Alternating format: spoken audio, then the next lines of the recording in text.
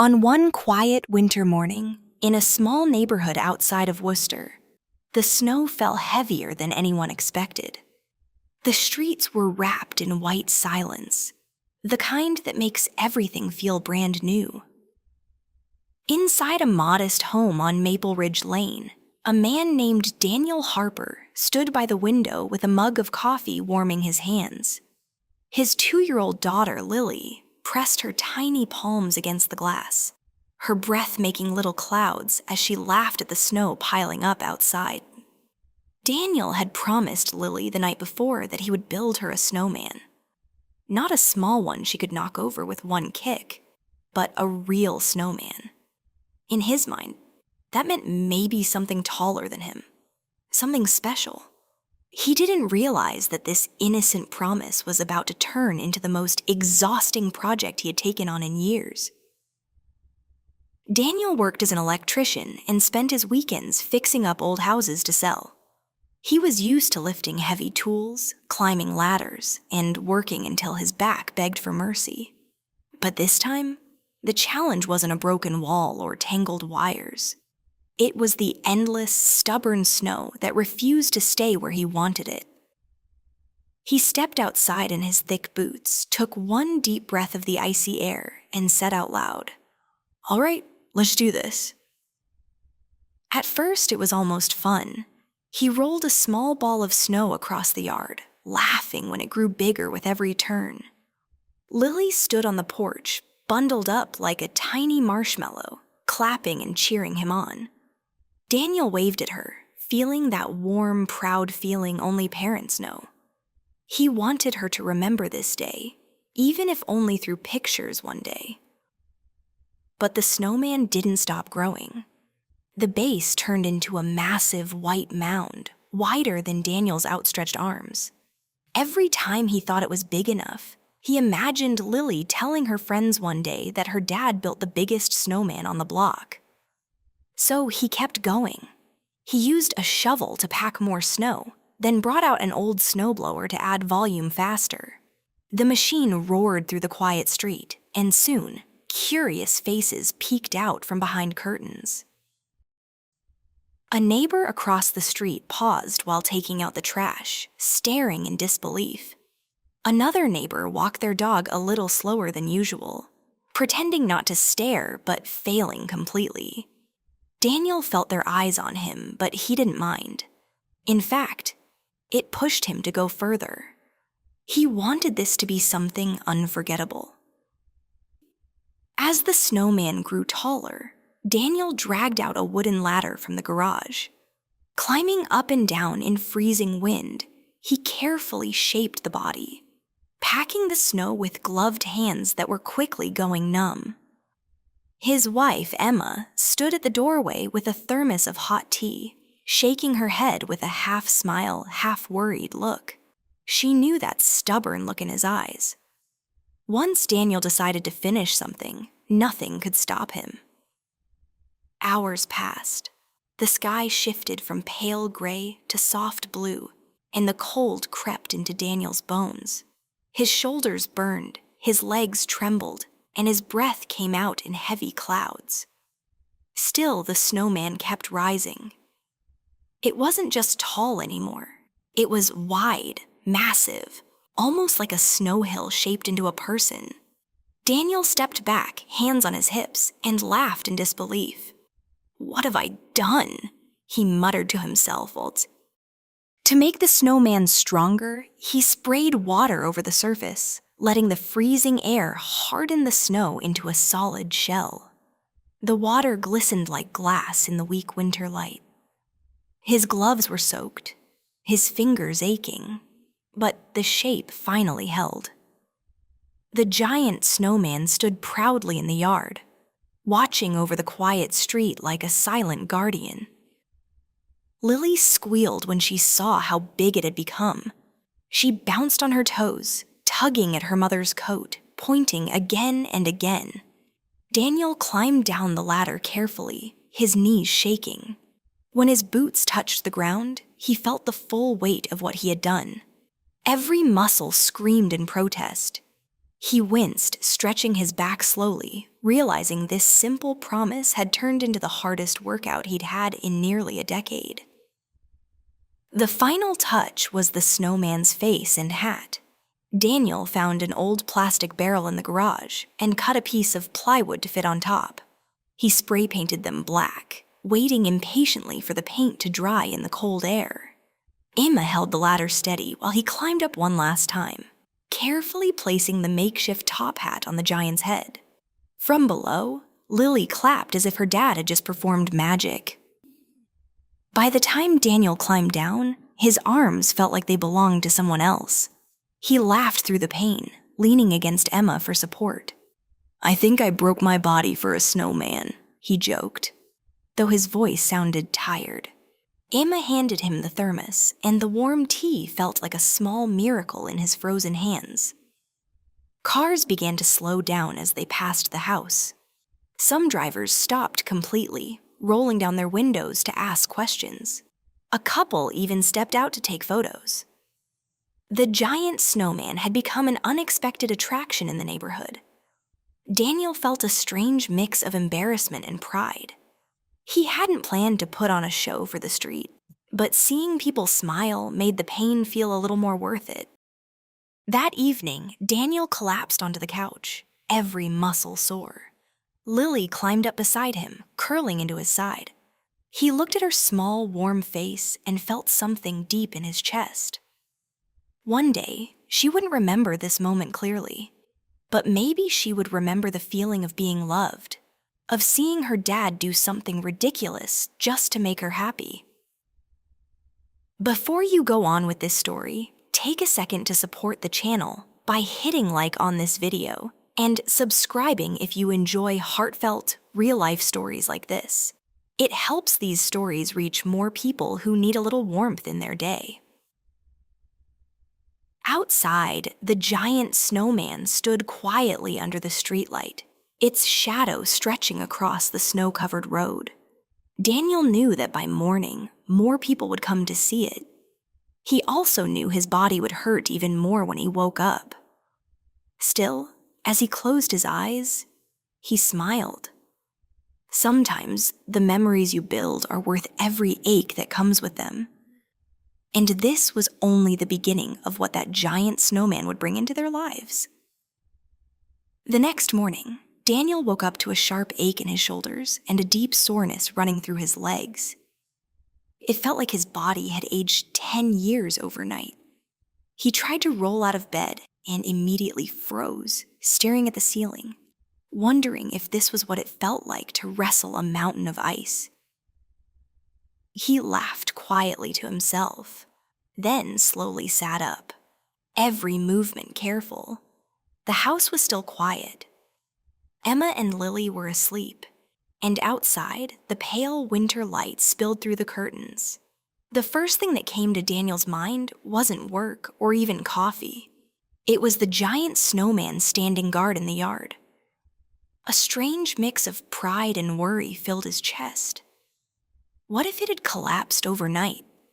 What if someone had damaged it? He limped to the window and pulled the curtain aside. There it was, still standing. Even taller looking in the early light, like a silent white tower watching over the street. A breath he didn't realize he was holding finally left his lungs. But something else caught his eye. There were footprints all around the yard. Dozens of them. Big ones, small ones, some with deep tread marks from heavy boots. It looked like a parade had passed through during the night. Daniel squinted, confused, until he noticed fresh tire tracks by the curb. Someone had stopped. Maybe more than one car. The snowman hadn't just survived the night. It had become a destination.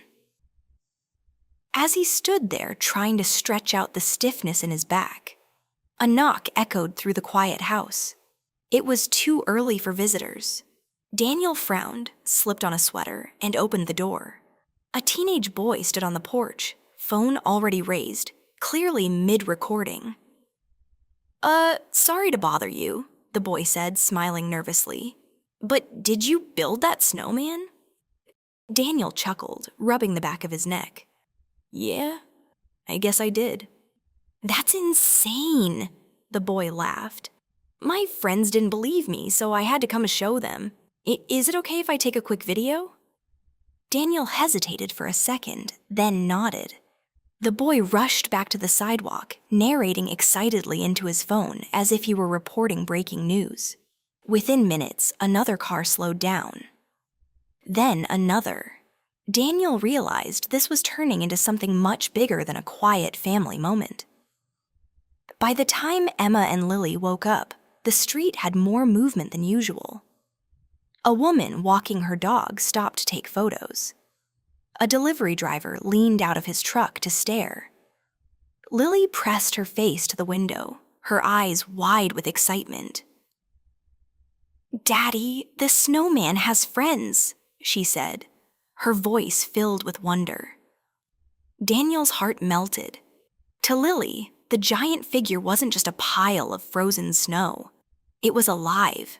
It had become a character in her tiny world. He lifted her into his arms, even though his muscles protested loudly, and carried her closer to the window. Soon, Emma suggested they go outside for a closer look. Daniel layered up again, every button and zipper feeling like a small challenge. When they stepped onto the porch, a light wind brushed across their faces. The snowman looked even bigger from below.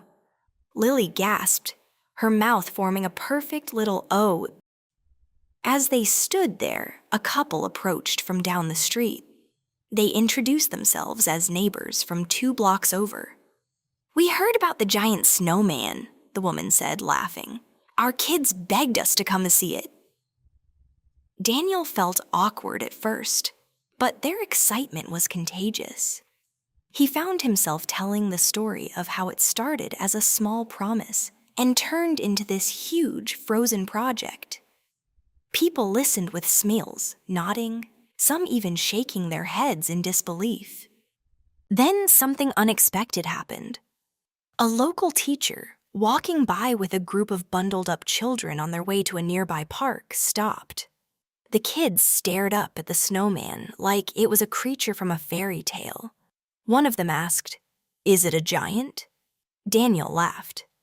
"Maybe a friendly one." The teacher asked if it was okay for the kids to take a quick picture. Daniel agreed, and suddenly the yard felt like a small stage. Cameras clicked. Children whispered excitedly. Lily stood proudly beside her dad, as if she were the owner of this magical giant. But with the attention came new worries. Daniel noticed some people stepping too close, pressing on the snowman's base to test how solid it was. His chest tightened. What if someone got hurt? He stepped forward politely, asking people to keep a little distance. Most understood, but not everyone listened right away. Later that afternoon, a man in a heavy jacket approached Daniel with a serious expression. "This thing is amazing," he said, "but have you thought about what happens if it falls? Kids run around here." The words hit Daniel harder than the cold wind. He had been so focused on building something wonderful that he hadn't fully thought through the risks. The snowman was solid, frozen in layers of ice, but still, it was massive. Too massive to ignore the possibility of danger. That night, after the street finally grew quiet again, Daniel sat at the kitchen table with Emma. His hands wrapped around a warm mug, but his mind was restless. "What if this turns into a problem?" he asked softly. "I just wanted to make Lily smile." Emma reached across the table and squeezed his hand. "You did make her smile," she said gently. "And you made a lot of other people smile too. We just need to be smart about what happens next." Daniel nodded slowly. He looked out the window at the giant snowman glowing under the streetlight. It felt strange how something so simple could bring so much attention, joy, and worry all at once.